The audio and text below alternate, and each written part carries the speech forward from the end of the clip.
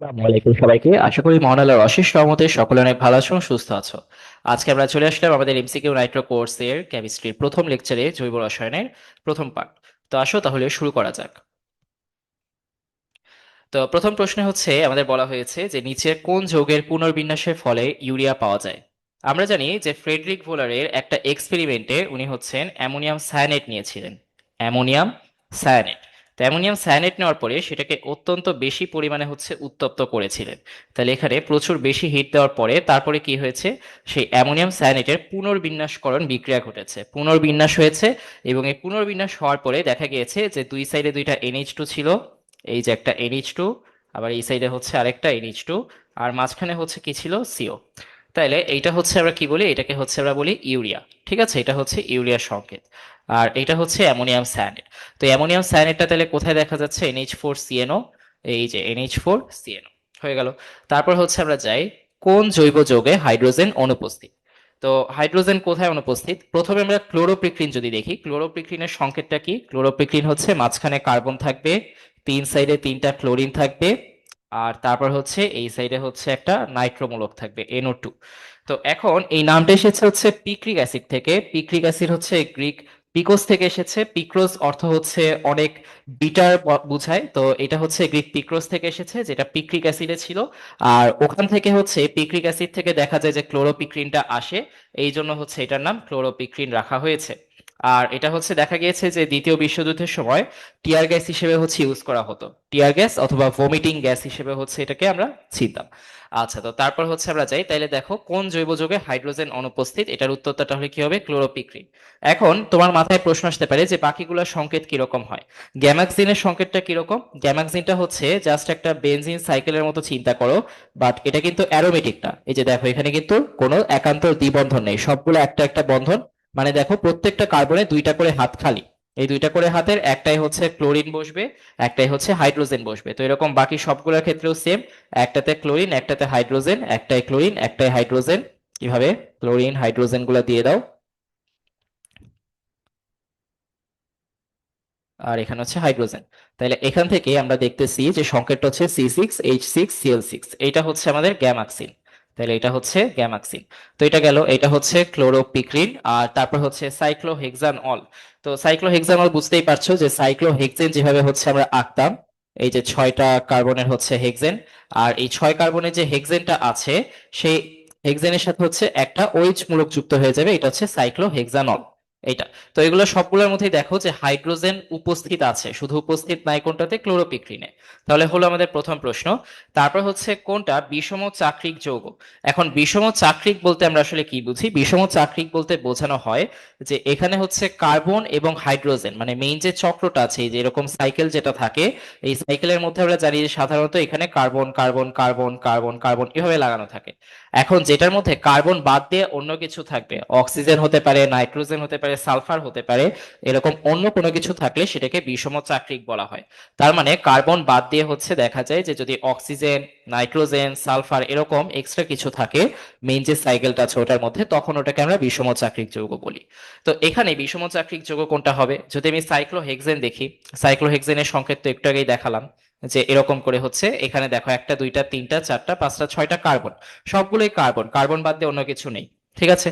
আর ফিউরনটা হচ্ছে আমরা দেখতে পাই যে ফিউরান হচ্ছে এক ধরনের অ্যারোমেটিক যৌগ, যেটা সংকেত হচ্ছে অনেকটা এরকম, এভাবে নামিয়ে দিব, এভাবে নামিয়ে দিব, মাঝখানে হচ্ছে একটা অক্সিজেন থাকবে, এই দুই পাশে দুইটা ডাবল বন্ড থাকবে। তো দেখো এখানে আমি যখন ফিউরনটা নামালাম, এই ফিউরনটা নামানোর ক্ষেত্রে হচ্ছে মাঝখানে কি এই সাইকেলটার মধ্যে বা এই চক্রটার মধ্যে অক্সিজেন আছে, তার মানে এটা কি বিষমচাক্রিক যৌগ হচ্ছে ফিউরান। আর তুমি যদি সাইক্লোপ্রোপেন দেখতে চাও তাহলে হচ্ছে এটা প্রোপেনটাই সাইকেলের মধ্যে থাকে। প্রোপেন মানে কয় কার্বন, তিন কার্বন, তাহলে হচ্ছে তিনটা কার্বন দাও। আর এই যে বাকিগুলাই সবগুলাই দেখো দুইটা করে হাত খালি আছে, দুইটা করে হাইড্রোজেন বসিয়ে দাও, দুইটা করে হাইড্রোজেন বসিয়ে দাও, হয়ে গেল আমাদের সাইক্লোপ্রোপেন। আর ন্যাফথালিন কোনটা, ন্যাফথালিন হচ্ছে দুইটা বেনজিন রিং এর অ্যারোমেটিক যৌগ। এই যে এখানে একটা বেনজিন রিং থাকবে এবং এখানে আরেকটা বেনজিন রিং থাকবে, এটা হচ্ছে ন্যাফথালিন। ন্যাফথালিনের মধ্যেও দেখো এখানেও কার্বন, এখানেও কার্বন, এখানেও কার্বন, এখানেও carbon, carbon carbon carbon carbon carbon, সবগুলোতেই হচ্ছে কার্বন আছে, তাই ন্যাফথালিনের মধ্যেও কি এটা বিষম না, এটা সবগুলাই কি বিষম চাকরিক হচ্ছে না, শুধু কোনটা হচ্ছে ফিউরান হচ্ছে। তাহলে তারপরে আসি কোনটা হেটেরোসাইক্লিক যৌগ, হেটেরোসাইক্লিক যেটা বিষম চাকরিকও সেইটা। হেটেরো মানে হচ্ছে বিষম, মানে হচ্ছে এখানে কার্বন বাদ দিয়ে অক্সিজেন, নাইট্রোজেন বা সালফার যে কোনো একটা থাকবে। তো সাইক্লোপ্রোপেন একটু আগেই দেখলাম যে এখানেও কার্বন, এখানেও কার্বন, এখানেও কার্বন ছিল, তাই না? তো এটা তাহলে হবে না। তারপর হচ্ছে আমি যদি বেনজিন দেখি, বেনজিন হচ্ছে একটা বেনজিন রিং এর অ্যারোমেটিক যৌগ। দেখো এখানেও সবগুলোতেই কার্বন আছে। সেন্ট্রালি হচ্ছে বলা যায় যে প্রত্যেকটা, মানে এই যে চক্রটা যে হয়েছে প্রত্যেকটাই হচ্ছে কার্বন এই চক্র তৈরি করার ক্ষেত্রে। এখন যদি আমি থায়োফিন দেখি, থায়োফিনটা কেমন? আমরা যখন হচ্ছে ফিউরান দেখলাম, ফিউরানে যে জায়গায় অক্সিজেন ছিল ওই জায়গাতে যদি সালফার থাকে তখন ওটাকে হচ্ছে থায়োফিন বলা হবে। এটা হচ্ছে গ্রিক থায়োন থেকে এসেছে। এই যে গ্রিক থায়োন, যেটা এই থায়োন দিয়ে হচ্ছে সালফার বোঝানো হতো, আগে কি বোঝানো হতো? সালফার বোঝানো হতো। আচ্ছা, তো এখান থেকে হচ্ছে এসেছে। আর থায়োফিনটা দেখতেও তাহলে কিরকম হবে? এরকম। আর এই যে দুই পাশে হচ্ছে দুইটা ডাবল বন্ড দিয়ে দাও। এখন তো মাথায় আসতে পারে যে এটা তাহলে কিভাবে করে রেজোনেন্স দেখাবে বা একান্তর দ্বিবন্ধন দেখাবে, যেটা আমরা হাকেলের তত্ত্ব থেকে জানতাম যে প্রত্যেকটা অ্যারোমেটিক যৌগই কি হবে? সমতলীয় হবে, তারপর হচ্ছে একান্তর দ্বিবন্ধন দেখাবে। এখন এখানে সালফারে তো আমি কোনো একান্তর দ্বিবন্ধন দেখছি না। তো যখন হচ্ছে সালফার থাকে তখন দেখবা যে এই জায়গাতে হচ্ছে একটা মুক্তজোড় ইলেকট্রন থাকে। যে মুক্তজোড় ইলেকট্রনটা হচ্ছে এই পাই ইলেকট্রন বা হচ্ছে দেখা যায় যে অনেক দুর্বল হয়, এরকম ইলেকট্রন হিসেবে হচ্ছে যৌগ তৈরি, যৌগের রেজোনেন্স তৈরিতে বা একান্তর দ্বিবন্ধনের মতো রেজোনেন্স দেখানোতে হচ্ছে অংশ নেয়। দেখা যায় যে এটা এই সাইডে যায়, তখন হচ্ছে এটা এখানে চলে আসে, তারপর হচ্ছে এটা আবার এই সাইডে চলে আসে। তো এভাবে করে হচ্ছে রেজোনেন্স দেখাতে পারে।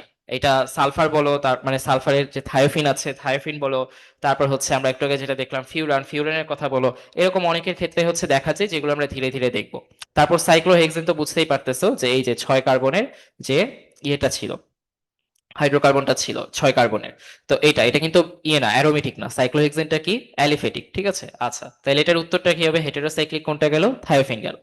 তারপর কোনটা? অ্যালিসাইক্লিক যৌগ। এই যে একটু আগে আমরা যেটা দেখলাম অ্যালিফেটিক আর হচ্ছে সাইক্লিক, এটা হচ্ছে অ্যালিসাইক্লিক যৌগ। তো এরকম কাকে দেখা যাচ্ছে? এই যে সাইক্লোবিউটেনকে দেখা যাচ্ছে এই জায়গায়, তাই না? তাহলে এখানে কি হবে? সাইক্লোবিউটেন হবে এটা।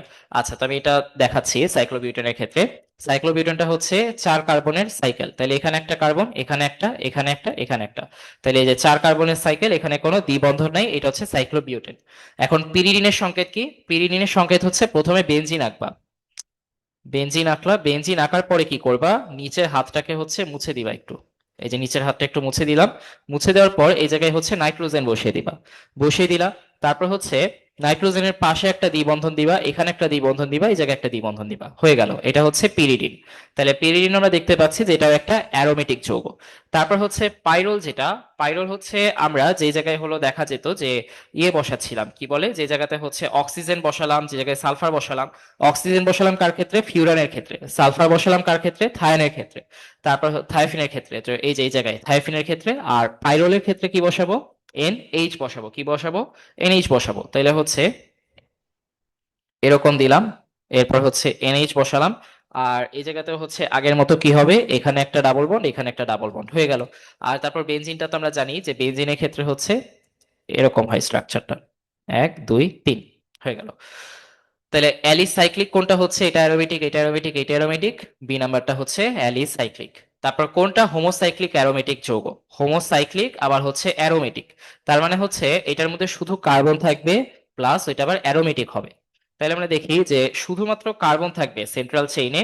আর হচ্ছে দেখা যায় যে ওটা কি করবে? শুধুমাত্র কার্বন থাকবে এবং হচ্ছে কি করবে? ওটা হলো আবার দেখা যাবে যে ইয়ে শোষণ করবে। সরি, এটা হচ্ছে শুধুমাত্র কার্বন থাকবে, আবার হচ্ছে দেখা যাবে যে ওইটার মধ্যে অ্যারোমেটিক হবে। ওকে, তো এটা হচ্ছে আমরা যদি এখন দেখি, ফার্স্টে সাইক্লোহেক্সেন আসছে। সাইক্লোহেক্সেনের ক্ষেত্রে হচ্ছে 1 2 3 4 5 6। এটা কিন্তু অ্যালিফেটিক হলো, অ্যারোমেটিক হয় নাই। তারপর হচ্ছে বেনজিন হেক্সাক্লোরাইড যদি দেখি, তাহলে এই যে বেনজিন, এখন বেনজিনের প্রত্যেকটা এতে যদি একটা হাইড্রোজেন গিয়ে ক্লোরিন লেগে যায়, এই যে একটা ক্লোরিন, একটা ক্লোরিন, তারপর এই যে একটা ক্লোরিন, এই যে একটা ক্লোরিন, এই যে একটা ক্লোরিন, এই যে একটা ক্লোরিন।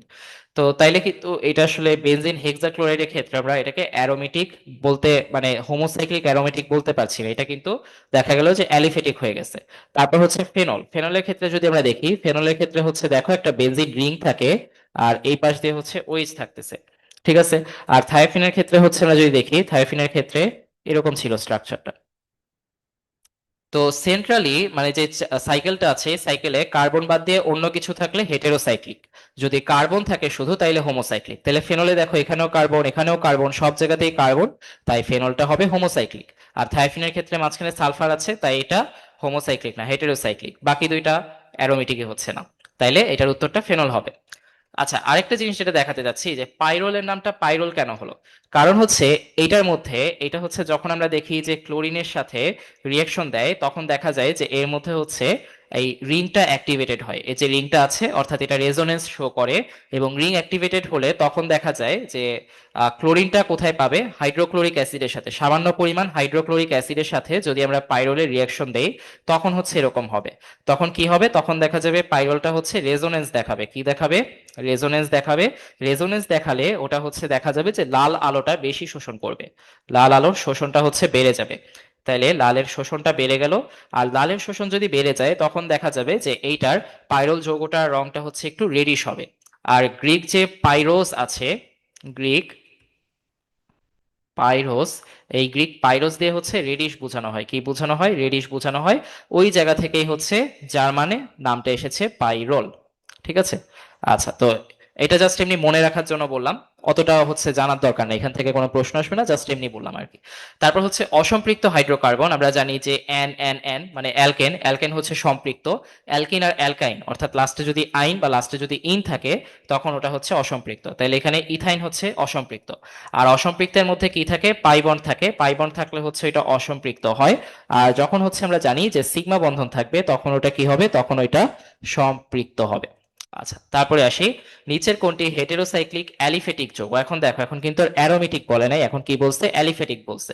তো প্রথমেই যদি আমি ফিউরান দেখি, ফিউরানটা কিরকম হচ্ছে, ফিউরানে কি ছিল, অক্সিজেন ছিল আর উপরে এরকম। তারপর হচ্ছে থায়োফিন যদি দেখি, থায়োফিনে হচ্ছে কি ছিল, সালফার ছিল। তারপর যদি পিরিডিন দেখি, পিরিডিনটা কেমন ছিল, পিরিডিনে হচ্ছে এই যে নিচে একটা এন ছিল, আর এরকম, এই সবগুলা কিন্তু অ্যারোমেটিক হচ্ছে, তাইলে অ্যালিসাইক্লিক কোনটা হবে, ইথিলিন অক্সাইড। তো ইথিলিন অক্সাইডটা কিরকম, অ্যালিসাইক্লিকের ক্ষেত্রে যদি আমি ইথিলিন অক্সাইডটা দেখাতে চাই তাহলে হচ্ছে এটা অনেকটা এরকম হয়, ইথিলিন অক্সাইড। উম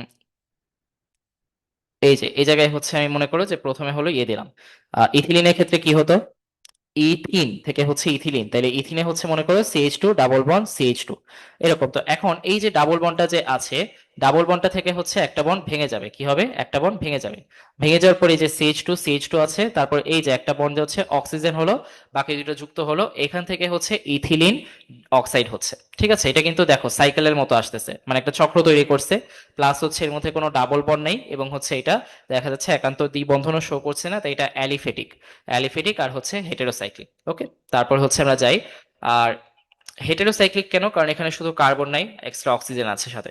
তারপর হচ্ছে কোনটা বিষম চাক্রিক বা হচ্ছে হেটেরোসাইক্লিক অ্যারোমেটিক যৌগ, তো বিষম চাক্রিক বা হচ্ছে অ্যারোমেটিক বলছে প্লাস, তো পিরিডিন আমরা আগেই দেখেছি যে পিরিডিনের ক্ষেত্রে হচ্ছে নিচেই যে নাইট্রোজেনটা থাকে, এই কারণে হচ্ছে এটা বিষম চাক্রিক। বেনজিনের ক্ষেত্রে হচ্ছে আমরা দেখতে পাই যে সবগুলাই কার্বন। টোলুইনের ক্ষেত্রে আমরা দেখতে পাই যে সবগুলা কার্বন সাথে একটা CH3 হচ্ছে বাইরে দিয়ে লাগানো। আর ন্যাফথালিনের ক্ষেত্রে হচ্ছে আমরা দেখতে পাই যে দুইটা বেনজিন বলয় হচ্ছে তৈরি হচ্ছে, এবং আলাদা কোনো এক্সট্রা যৌগ নেই, তাইলে এটার উত্তরটা পিরিডিন হবে। তারপর হচ্ছে আসি কোনটা অসম্পৃক্ত হাইড্রোকার্বন, অর্থাৎ লাস্টে হচ্ছে ইন বা আইন থাকে, যদি হচ্ছে এটা অ্যালিফেটিক হয়, আর যদি অ্যারোমেটিক হয় তখন সবগুলাই দেখা যায় যে অসম্পৃক্ত হচ্ছে, তাহলে এই যে ন্যাফথালিনও একটা অ্যারোমেটিক হাইড্রোকার্বন, তাই এটা অসম্পৃক্ত হবে। তারপর হচ্ছে আমরা আসি কোন বিজ্ঞানী 1773 সালে মানবমূত্র থেকে ইউরিয়া নামের পদার্থ আহরণ করেন, তো এটা কোন বিজ্ঞানী হচ্ছে করেছেন, এটার উত্তরটা হবে হচ্ছে রাউলি। রাউলি হচ্ছে মূত্র থেকে ইউরিয়া আহরণ করেন, এবং বাকি কিছু বিজ্ঞানীর নামের ক্ষেত্রে হচ্ছে আমাদের জানা লাগবে, যেমন ল্যামিরি কি করেছিলেন, তারপর হচ্ছে ভোলার কি করেছিলেন, এই দুইটা হচ্ছে আমাদের মাস্ট জানতে হবে। প্রথমে আমরা হচ্ছে ল্যামিরি কথাটা যদি বলি, ল্যামিরি হচ্ছে দেখা গিয়েছে যে খাদ্যদ্রব্য, তারপর ব্যবহার্য অব্যবহার্য যে সমস্ত রাসায়নিক দ্রব্যাদি আছে তাদেরকে উৎস অনুযায়ী 3 ভাগে ভাগ করেন। তাইলে উনি হচ্ছে আমাদের যে খাদ্যদ্রব্য আছে, তারপর হচ্ছে ব্যবহার্য অব্যবহার্য যে সমস্ত দ্রব্যাদি আছে, এরকম অনেক রাসায়নিক দ্রব্যাদিকে তাদের উৎস অনুযায়ী, কি অনুযায়ী, উৎস অনুযায়ী হচ্ছে দেখা যায় যে 3 ভাগে ভাগ করেছেন। তাইলে এটার উৎস অনুযায়ী 3 ভাগে ভাগ করেন, 3 ভাগে ভাগ করেন। ফ্রেডরিক ভোলার কি করেছিলেন, ফ্রেডরিক ভোলারকে আমরা জানি যে উনি জৈব যৌগের জনক হিসেবে হচ্ছে পরিচিত, এবং ওনার যে এক্সপেরিমেন্টটা ছিল ওখানে হচ্ছে অ্যামোনিয়াম সায়ানেট থেকে অত্যন্ত পরিমাণে তাপ দেওয়ার পরে একটা অ্যাক্সিডেন্ট হয়, অ্যাক্সিডেন্ট থেকে হচ্ছে উনি ভুলবশত ইউরিয়া তৈরি করে ফেলেন। এভাবে উনি প্রমাণ করেন যে অজৈব যৌগ থেকে জৈব যৌগ সংশ্লেষণ করা বা উৎপন্ন করা সম্ভব হয়, যেটা এর আগে বার্জিলিয়াসের প্রাণশক্তি মতবাদ অনুযায়ী জানা মানে এটা হচ্ছে তখনও প্রমাণ করা যায়নি। কারণ বার্জেলিয়াস বলেছিলেন যে আমাদের যে জীব দেহগুলো আছে জীব দেহ থেকে শুধুমাত্র জৈব যৌগ মানে বিশেষ যৌগগুলা বা জৈব যৌগগুলা পাওয়া যায়, আর যেগুলো হচ্ছে অজৈব যৌগ সেগুলো হচ্ছে জড় বস্তু বা হচ্ছে যেগুলো হচ্ছে জীবিত না এরকম বস্তু থেকে পাওয়া যায় বা এরকম পদার্থ থেকে পাওয়া যায়, যেটা ফ্রেডরিক বোলারের এই পরীক্ষাটার দ্বারা ভুল প্রমাণিত হয়েছে। আর রাউলি কি করেছিলেন, রাউলি হচ্ছে মূত্র থেকে এই যে মানব মূত্র থেকে ইউরিয়া আহরণ করেছেন। এখন মানব মূত্র থেকে ইউরিয়া আহরণ করেছেন, এটা হচ্ছে রাউলির কাজ ছিল বা রাউলির অবদান ছিল। আর হচ্ছে আরেকজনের নামও জানতে হবে আমাদের, সেটা হচ্ছে শিলে। তো শিলে কি করেছেন, শিলে হচ্ছে আঙ্গুর আছে যে আঙ্গুর থেকে হচ্ছে টার্টারিক অ্যাসিড এনেছেন বা সংশ্লেষণ করেছেন। আঙ্গুর থেকে কি, আঙ্গুর থেকে টার্টারিক অ্যাসিড। তারপর হচ্ছে আপেল থেকে ম্যালিক অ্যাসিড, আপেল থেকে ম্যালিক অ্যাসিড। আর তারপর হচ্ছে এই আমাদের যে প্রাণীজ চর্বি আছে, ঠিক আছে, কি চর্বি, প্রাণীজ চর্বি, সেই প্রাণীজ চর্বি থেকে দেখা যায় যে গ্লিসারিন এ করেছিলেন। প্রাণীজ চর্বি থেকে কি সংশ্লেষণ করেছিলেন, গ্লিসারিন সংশ্লেষণ করেছিলেন। গেল, এটা হচ্ছে শিলের কাজ। ঠিক আছে, এই তিনজনের নাম হচ্ছে আমরা একটু দেখে নিলাম। তারপর হচ্ছে দ্বিবন্ধনযুক্ত অসম্পৃক্ত যৌগের উদাহরণ। দেখো এখানে হচ্ছে কার্বন কার্বন আর হচ্ছে দুইটা হাইড্রোজেন লাগালে অ্যালকাইন হয়। এটা হচ্ছে প্রথমটা, এটা কিন্তু দ্বিবন্ধন না, ত্রিবন্ধনযুক্ত। তারপর এটা যদি দেখি এটা হচ্ছে CH2 ডাবল বন্ড CH2। তারপর এটা যদি দেখি এটা হচ্ছে CH3 CH2 CH3। তারপর এটা হচ্ছে একটা alkane, CH3 CH2 CH2 CH3। তাহলে দ্বিবন্ধনটা আছে কোথায়, বি নাম্বার। তারপর হচ্ছে আমরা আসি অ্যালিফেটিক যৌগের উদাহরণ। দেখো এটা হচ্ছে কি, ফিউরান, বুঝাই যাচ্ছে এটা অ্যালিফেটিক না, এটা অ্যারোমেটিক। তারপর এটা কি, পিরিডিন, এটাও কি অ্যারোমেটিক। তারপর হচ্ছে এখানে দেখো, এখানে আমরা দেখতে পাচ্ছি একান্তর দ্বিবন্ধন আছে, তাহলে এটাও কি অ্যারোমেটিক। তাহলে অ্যালিফেটিকের অপশন একটাই আছে, এটা হচ্ছে CH3 CH2OH, যেটা এক ধরনের অ্যালকোহল। তারপর হচ্ছে জৈব রসায়নের জনক কাকে বলা হয়, জৈব রসায়নের জনক হিসেবে আমরা হচ্ছে ফ্রেডরিক ওলারের কথাটাই বলে থাকি। তারপর হলো একই মৌলের পরমাণু সমূহের মধ্যে বন্ধন সৃষ্টির মাধ্যমে বিভিন্ন দৈর্ঘ্যের শিকল তৈরি করা, যেটা এই ধর্মটাকে কি বলে, এটাকে ক্যাটিনেশন বলে। মানে একই মৌলের যে পরমাণু, যেমন কার্বন অনেকগুলা কার্বনের সাথে মিলে হচ্ছে চেইন তৈরি করতে পারছে, এই ধর্মটা সাধারণত কার্বন, সালফার আর ফসফরাস এদের ক্ষেত্রে হচ্ছে ক্যাটিনেশন ধর্মটা দেখা যায়। ঠিক আছে, এই ধর্মটা কাদের কাদের ক্ষেত্রে দেখা যায়, কার্বন, সালফার, ফসফরাসের ক্ষেত্রে দেখা যায়। তো এই জন্য হচ্ছে আমরা বলতে পারি যে কার্বনের এই ক্যাটিনেশন ধর্মের কারণেই কিন্তু আমাদের এই জৈব যৌগে এত ভেরিয়েশন দেখা যায়, কার্বন এর যে যৌগগুলো আছে এটা যে এত ভেরিয়েশন, মেইনলি এটার জন্য এই ক্যাটিনেশন ধর্মটা হচ্ছে দায়ী। তারপর হচ্ছে সাধারণত কোন ধর্মটি একটি জৈব যৌগের বৈশিষ্ট্য হিসেবে ধরা হয়। তাইলে এক সেকেন্ড, সাময়িক অসুবিধার জন্য দুঃখিত, আবার শুরু করি আমরা। সাধারণত কোন ধর্মটি একটি জৈব যৌগের বৈশিষ্ট্য হিসেবে মানে ধরা হয়। দেখা যায় যে বেশিরভাগ জৈব যৌগের মধ্যেই আমরা দেখতে পাই যে সমযোজী বন্ধন থাকে। কিরকম বন্ধন থাকে, বেশিরভাগ জৈব যৌগের মধ্যেই সমযোজী বন্ধন বা কোভ্যালেন্ট বন্ড থাকে। তো এই সমযোজী বন্ধন থাকার কারণে হচ্ছে দেখা যায় যে এদের মধ্যে যে আন্তঃআণবিক আকর্ষণ বল, এই আণবিক আকর্ষণ বল যেটা, সেই আকর্ষণ বলটা অনেক কম হয়। তো আকর্ষণ বলটা কম হওয়ার কারণে দেখা যায় যে এদের মধ্যে যে ইয়েগুলো আছে, অণুগুলো আছে, সেটা খুব সহজেই ভাঙা যায়।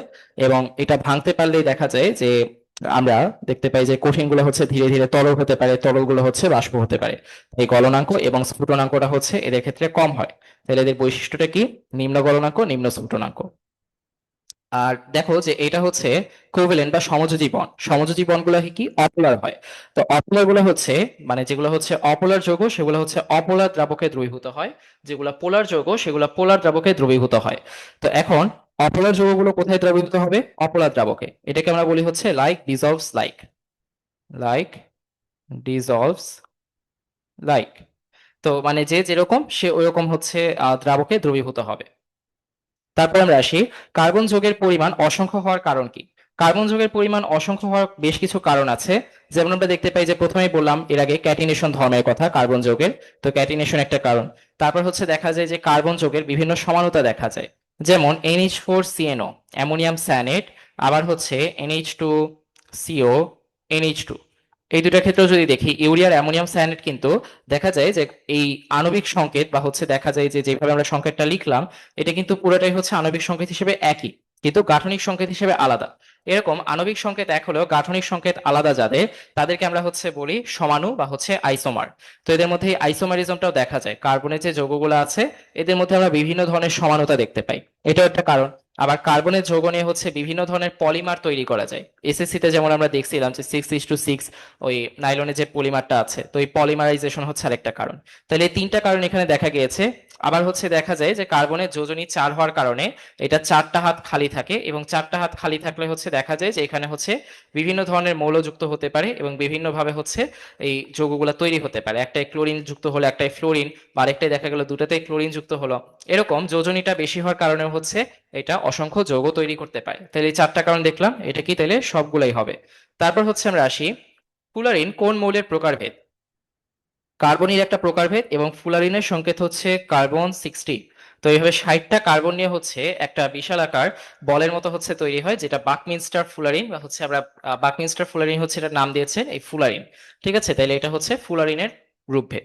তারপর হচ্ছে আমরা আসি, কঠিন অ্যামোনিয়াম সায়ানেট তৈরি করতে গিয়ে আকস্মিকভাবে ইউরিয়া আবিষ্কার করেন কোন বিজ্ঞানী? ফ্রেডরিক ভোলার।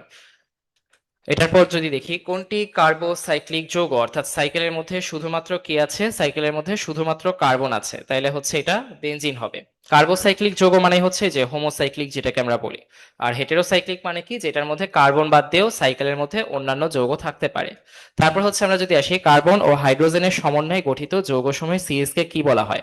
কার্বন আর হাইড্রোজেন দিয়ে তৈরি হলে সেটা হচ্ছে হাইড্রোকার্বন।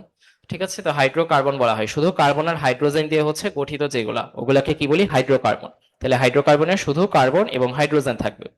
তারপর হচ্ছে আসি, কোন জৈব যৌগটি সম্পৃক্ত? সম্পৃক্ত মানে কি? অ্যালকেন। সম্পৃক্ত কোনগুলা? সম্পৃক্ত হচ্ছে অ্যালকেন। তো এখন দেখো যে যদি আমরা ইথানলের ক্ষেত্রে দেখি, ইথানল হচ্ছে CH3CH2OH, তো এটা কিন্তু অ্যালকেন না। বাট এদের মধ্যে শুধুমাত্র আমরা দেখি যে কার্বন কার্বন একটা সিঙ্গেল বন্ড আছে, কার্বন কার্বন সিঙ্গেল বন্ড। তারপর হচ্ছে এখানে অক্সিজেন এই হাইড্রোক্সিল মূলকের সাথেও কি সিঙ্গেল বন্ড আছে। তার মানে সব সিঙ্গেল বন্ড দিয়ে হচ্ছে তৈরি। এগুলোকে আমরা অসম্পৃক্ত বলি। যদি কোনো পাই বন্ড বা ডাবল বন্ড না থাকে তখনই ওটা সম্পৃক্ত হবে। যদি পাই বন্ড থাকতো তখন অসম্পৃক্ত হইতো। তাহলে আমরা বলতে পারি যে ইথানলটা এখানে কি সম্পৃক্ত হচ্ছে। তারপর যদি আমরা দেখি কোনটি জৈব যৌগ নয়, তো এখানে দেখো যে CH2 যেটা, এই CH2 টাও জৈব যৌগ নয়। আবার হচ্ছে এই ক্যালসিয়াম কার্বাইড যেটা, এটাও জৈব যৌগ নয়। বাকি দুটো জৈব যৌগ। আর তাহলে এই দুইটা হচ্ছে জৈব যৌগ হচ্ছে না। এটা হচ্ছে আমরা কিছু জিনিস মাথায় রাখবো যে কার্বনের যৌগ হলেও বেশ কিছু জিনিস, যেমন কার্বনের কিছু অক্সাইড আছে, carbon monoxide, carbon die oxide, এগুলো হচ্ছে জৈব যৌগ না। জৈব যৌগ হওয়ার ক্রাইটেরিয়াটা কি তাহলে?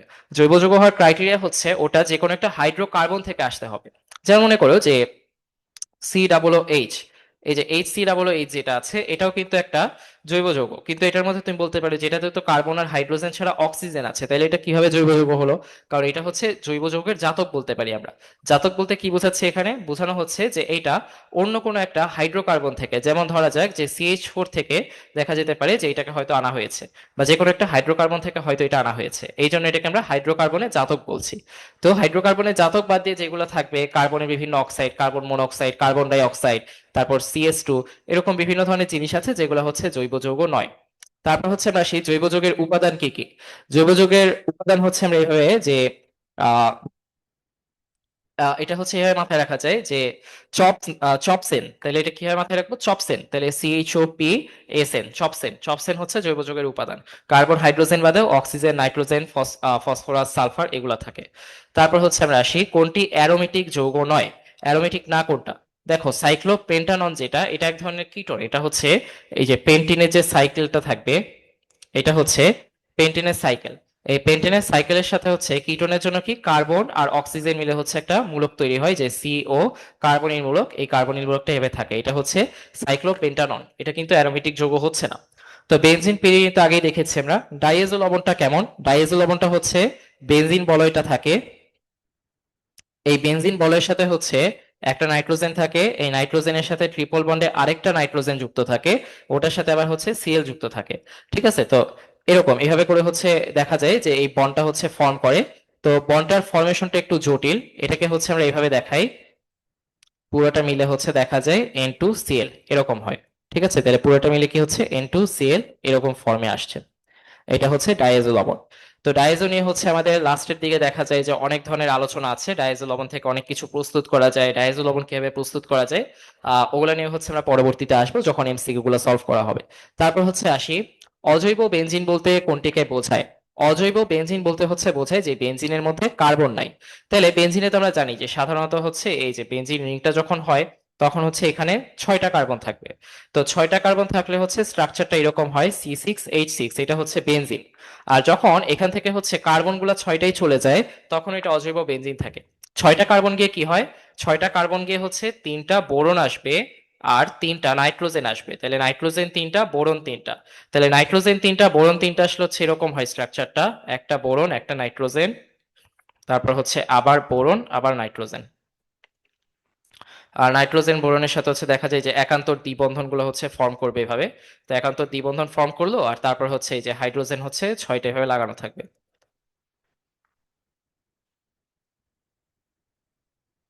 এরকম করে হচ্ছে লাগানো থাকে। ঠিক আছে, তো এটা হচ্ছে দেখা যায় যে অজৈব বেনজিন বলতেছি আমরা। অজৈব বেনজিন যেটা আসলো, এটার আবার আরেকটা নাম আছে, সেটাকে হচ্ছে আমরা বোরাজিনও বলে থাকি। তাইলে এটাকে কি বলা হয়, বোরাজিন। তো কখনো বোরাজিনের সংকেত চাইলে কি হবে, এটা হবে, অথবা B3N3H6 হবে। তারপরে সেই কোন যৌগটি স্যাচুরেটেড বা সম্পৃক্ত হাইড্রোকার্বন, সম্পৃক্ত হচ্ছে অ্যালকেন বা ইথেন। তো স্যাচুরেটেড হচ্ছে ইথেনও হয়, আবার হচ্ছে দেখা যায় যে ইথানল কিন্তু স্যাচুরেটেড জৈব যৌগ, বাট হাইড্রোকার্বন না। হাইড্রোকার্বনে কি থাকবে, শুধু কার্বনাল হাইড্রোজেন থাকবে। তো ইথানল দেখে মনে হতে পারে এটাও তো স্যাচুরেটেড, যদি প্রথম দিকে ইথানল দেওয়া থাকতো, আগের প্রশ্নটা করার পর মনে হতো যে আচ্ছা ইথানলই হয়তো দাগিয়ে দিব, কিন্তু লাস্টে হাইড্রোকার্বন দেওয়া আছে, এটাও দেখতে হবে। তারপর আসি নিচের কোনটি জৈব যৌগ নয়।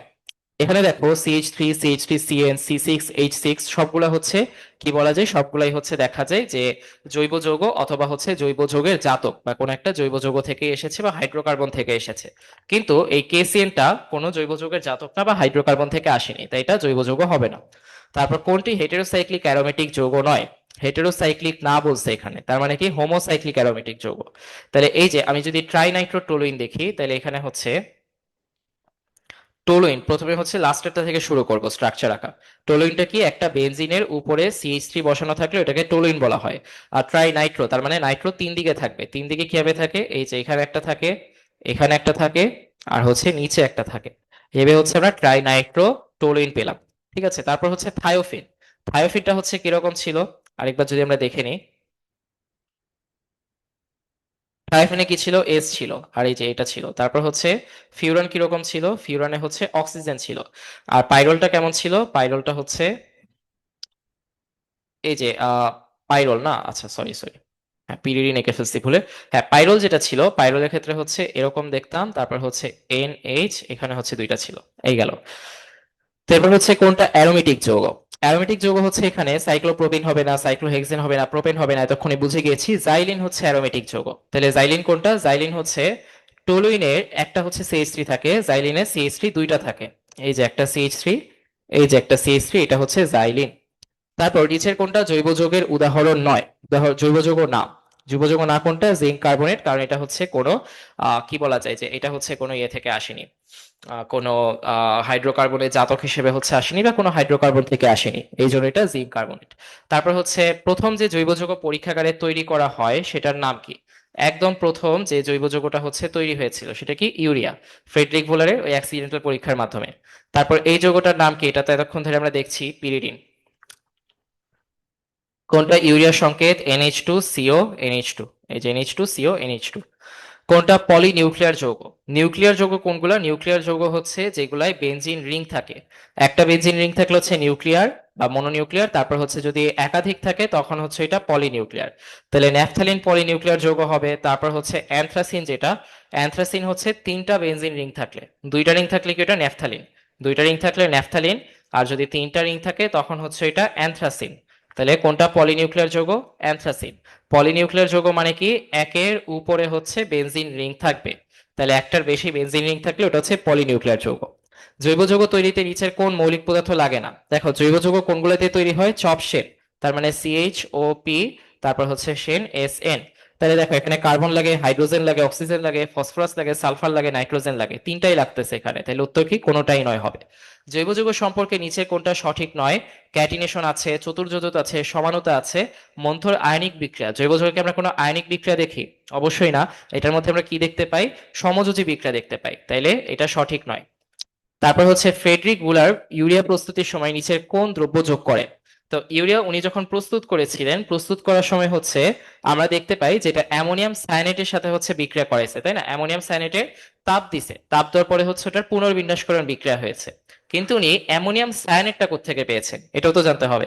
অ্যামোনিয়াম সায়ানেটটা পেয়েছেন, অ্যামোনিয়াম ক্লোরাইড নিয়েছেন প্রথমে, NH4Cl, এই অ্যামোনিয়াম ক্লোরাইডের সাথে হচ্ছে PbCnO যোগ করেছেন। কি যোগ করেছিলেন? PbCnO2। তো লেড সায়ানেট যোগ করেছেন। তো এই যে লেড সায়ানেট আর হচ্ছে দেখা গেছে যে NH4Cl যেটা আছে অ্যামোনিয়াম ক্লোরাইড, এই দুইটা যোগ করার পরে হচ্ছে এখান থেকে বিক্রিয়া করে তারপর দেখা গেছে যে 2NH4CnO অ্যামোনিয়াম সায়ানেট আর হচ্ছে লেড ক্লোরাইড এটা পেয়েছে। এরপর হচ্ছে এই যে NH4CnO যে পাইলেন, সেই NH4CnOটা নেন, নেওয়ার পর হচ্ছে অত্যন্ত উত্তপ্ত করেন, পুনর্বিন্যাসকরণ বিক্রিয়া হয়, NH2CO NH2 চলে আসে। এভাবেই হচ্ছে এসেছে। তো তাইলে এখানে দেখো যে NH4Cl এর সাথে কাকে? PbCnO কে নিছে, তাহলে PbCnO এর কথা লিখলাম, PbCnO2। তারপর হচ্ছে নিচের কোনটা জৈব যৌগের জন্য সত্য নয়? প্রধানত আয়নিক বন্ধন দ্বারা গঠিত হয়। এই যে একদম প্রথমেই সত্য নয়, ওটা পেয়ে গেলাম। তাহলে প্রধানত আয়নিক বন্ধন দ্বারা গঠিত হয়, এটা সত্য নয়। ইথার আর বেনজিনে দ্রবণীয় হয়, লাইক ডিজলভস লাইক, মানে কি? মানে হচ্ছে দেখা যায় যে এটা মেইনলি, যেহেতু এটা হচ্ছে সমযোজী বন্ধন দিয়ে তৈরি হয় জৈব যৌগ, তাই এটা সমযোজী দ্রাবকে হচ্ছে দ্রবীভূত হয়, যেমন ইথার সমযোজী, বেনজিন সমযোজী, এগুলোতে এটা দ্রবণীয় হবে। তারপর এটাকে যখন তাপ দেওয়া হবে, তাপ দেওয়ার পর কোন একটা জৈব যৌগকে উত্তপ্ত করলে কি হয়? উত্তপ্ত করলে হচ্ছে দেখা যায় যে গ্যাসীয় অবশেষ, যেমন কার্বন, অক্সিজেন, হাইড্রোজেন নিয়ে দেখা যায় যে কার্বন ডাই অক্সাইড আসে, তারপর হচ্ছে H2 আসে, কার্বন ডাই অক্সাইড, পানি, তারপর কার্বন মনোক্সাইড, এগুলো হচ্ছে দহনের পরে বা হচ্ছে কম্বাসন রিঅ্যাকশনের পরে হচ্ছে এগুলো তৈরি হয়। আর এগুলো সব কি? এগুলো সব হচ্ছে গ্যাসিয়াস বা গ্যাসের ফর্মে থাকে। তাই এটা হচ্ছে দেখা যায় যে গ্যাসিয়াস ফর্মে হচ্ছে বাতাসে উদ্বায়ী হয়ে যায় এবং এটার কোনো অবশেষ থাকে না। তাই এটা ঠিক আছে। বিক্রিয়া কৌশল হচ্ছে দেখা যায় জটিল হয় এবং ধীরগতির হয়। তো বিক্রিয়াটা সাধারণত হচ্ছে একটু অন্যভাবে হয় বা জটিলভাবে হয়, এবং আমরা আয়নিক বিক্রিয়া যেরকম দেখি যে সহজভাবে হচ্ছে দেখাতে পারছি, এটাকে ওভাবে আমরা দেখাতে পারবো না।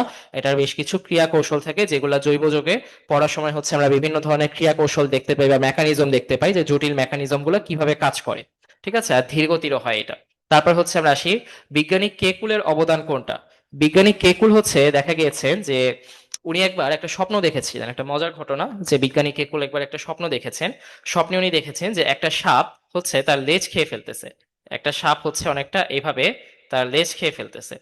তো এই সাপটা যে লেজ খেয়ে ফেলছে, এইটা থেকে উনি একটা স্ট্রাকচারের আইডিয়া পেয়েছেন। ওই স্ট্রাকচারটা থেকে হচ্ছে উনি বেনজিনের ডিজাইনটা করেছেন। যদি আমরা বেনজিনের এখন যে স্ট্রাকচারটা দেখে থাকি, ওই স্ট্রাকচারটার সাথে কিন্তু আসলে কেকুলের স্ট্রাকচারটার মিলটা মানে 100% মিল নাই। কেকুলের যে স্ট্রাকচারটা ছিল, সেই স্ট্রাকচারটা নিয়ে হচ্ছে পরবর্তীতে দেখা গিয়েছে যে বিজ্ঞানী লন্সডেল এক্স রে ক্রিস্টালাইজেশন, তখন প্রযুক্তি আরো উন্নত হয়েছে এবং উনি এক্স রে ক্রিস্টালাইজেশনের সাহায্যে বেনজিনের একদম সঠিক স্ট্রাকচারটা হচ্ছে দিতে পারেন, যেটা হচ্ছে আমরা এখন এইভাবে জানি। তো কিন্তু বিজ্ঞানী কেকুলি কিন্তু অ্যাকচুয়াল কাজটা শুরু করেছিলেন, যে বেনজিনের স্ট্রাকচারটা যে অ্যাকচুয়ালি এরকম হবে, এই জিনিসটা দেখাতে পেরেছেন। আর লন্সডেল হচ্ছে একান্তর দ্বিবন্ধনের যে বিষয়টা আছে, এটার বিষয় হচ্ছে পরিষ্কার ধারণা বা প্রমাণ দিতে পারছেন। তারপর হচ্ছে এটার মধ্যে যে রেজোনেন্সটা দেখা যাবে, এই রেজোনেন্সটা সম্পর্কে হচ্ছে প্রাথমিক আইডিয়াটা দিতে পারছেন, এবং এটা যে সমতলীয় হবে আর এখানে যে ইলেকট্রন মেঘের ঘনত্বটা সমানভাবে বিন্যস্ত থাকবে, একান্ত দ্বিবন্ধন হবে, এই সমস্ত আইডিয়াগুলা বিজ্ঞানী লন্সডেল হচ্ছে ঠিকভাবে দিতে পারছিলেন।